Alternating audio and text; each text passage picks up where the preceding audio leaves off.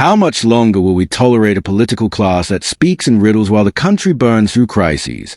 The United Kingdom is not suffering from a lack of resources, ideas, or public spirit. It's suffering from cowardice at the top.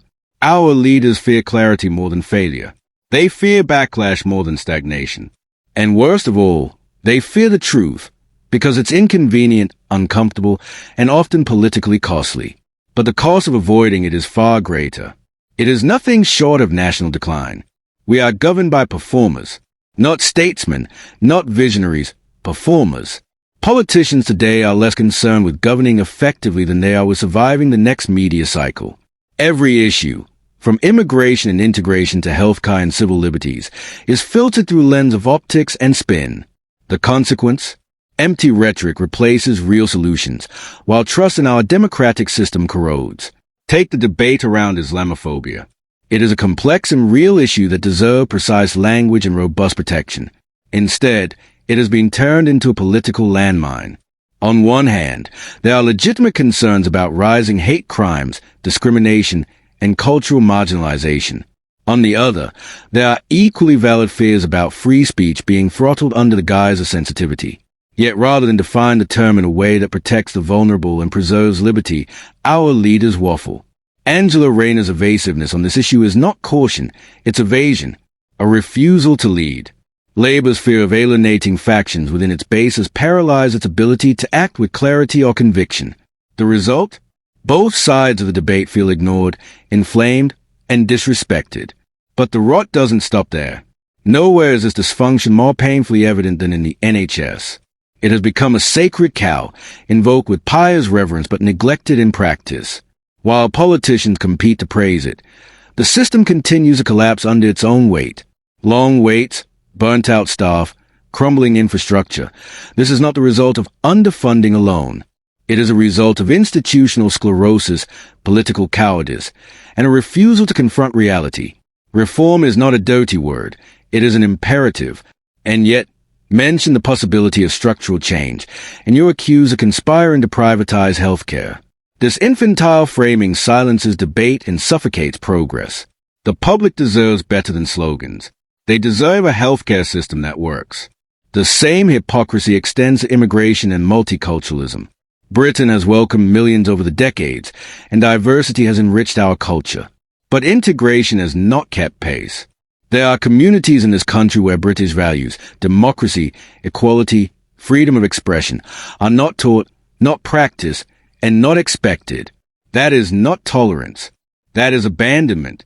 And when figures like Lee Anderson or Nigel Farage call this out, they are accused of hate-mongering. This is nonsense. You can respect difference and still demand cohesion. You can value multiculturalism and still expect integration. In fact, you must, or you end up with division masquerading as progress. Let's be clear, the failure is not in immigration. It's in the political refusal to manage it effectively. It's in a government that opens doors without building bridges. And it's in an opposition that lacks the courage to say what everyone knows. If you want unity, you must have shared values. Multiculturalism cannot mean multiple, competing standards of truth, rights, and law. The British public is not xenophobic. They are exhausted by politicians who insult their intelligence. And what of accountability? It has all but vanished. Ministers dodge questions with robotic talking points. When failures occur, no one is fired, only reassigned. Apologies are rare, resignations rarer still. Public inquiries drag on for years, only to be buried under technicalities. The political class survives, the public suffers. This is not a healthy democracy. This is a rigged game where responsibility is diluted until no one holds it. What Britain needs, what it desperately needs, is a new political ethic. One grounded in principle, not posturing. One that treats voters not as markets to be manipulated, but as citizens to be respected. Politicians must stop fearing hard truths. Immigration must be discussed honestly. The NHS must be reformed openly. Civil liberties must be protected vigorously, even when inconvenient. And above all, political speech must return to plain language. No more doublespeak. No more platitudes. Say what you believe, defend it with facts, and accept the consequences like an adult. Because here's the real danger. If the mainstream parties continue to speak in half-truths and euphemisms, more voters will turn to the fringes.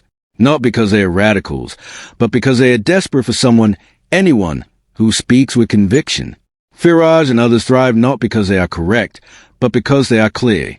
They fill a vacuum that should never have existed. This is not a plea for centrism. It is a call for courage.